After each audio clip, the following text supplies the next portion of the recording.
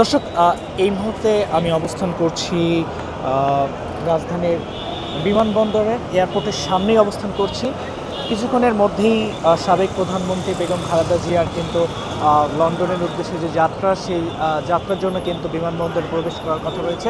তারই প্রেক্ষিতে কিন্তু পুরো বিমানবন্দরে কিন্তু কঠোর নিরাপত্তা কিন্তু চাদরে পুরো জায়গাটি আবৃত করে রাখা হয়েছে এবং রাস্তার অপর দিকে কিন্তু যারা রয়েছেন তারা কিন্তু যে উৎসুক জনতা অর্থাৎ দলের নেতাকর্মীরা কিন্তু এসেছেন একবারের জন্য হলেও সাবেক প্রধানমন্ত্রী বেগম খালেদা জিয়াকে যেন হচ্ছে একবারের জন্য হলেও তারা তাকে দেখতে পারেন। সেই জন্য কিন্তু আজকে সন্ধ্যা থেকেই কিন্তু মানুষ নেতাকর্মীদের কিন্তু উপচে পড়া ভিড় কিন্তু আমরা এখানে লক্ষ্য করেছি।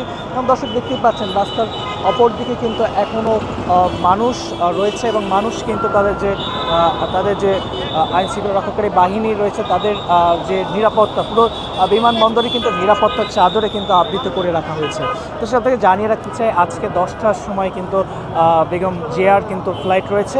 সেই ফ্লাইটে করেই কিন্তু তিনি ইংল্যান্ডের উদ্দেশ্যে যাত্রা করবেন এবং ইংল্যান্ডের উদ্দেশ্যে যাত্রা করার প্রেক্ষিতেই কিন্তু তিনি তার যে ইংল্যান্ডের উদ্দেশ্যে তিনি যে যাত্রা শুরু করবেন, সেই যাত্রা শুরু করার পরেই কিন্তু তিনি যখন ইংল্যান্ডে পৌঁছাবেন সেখানে তারেক জিয়া কিন্তু তাকে রিসিভ করবেন এমনটি আমরা জানতে পেরেছি এবং তার প্রেক্ষিতেই কিন্তু আজকে তাকে বিমানবন্দরে বিদায় জানানোর জন্য কিন্তু অসংখ্য নেতাকর্মীর ঢল কিন্তু বিমানবন্দরে নেমেছে এবং দেখতেই পাচ্ছেন।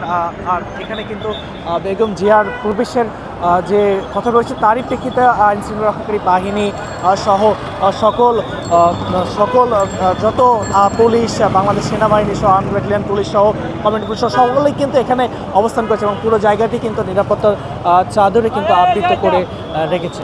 দর্শক, এটি ছিল বিমানবন্দর থেকে সর্বশেষ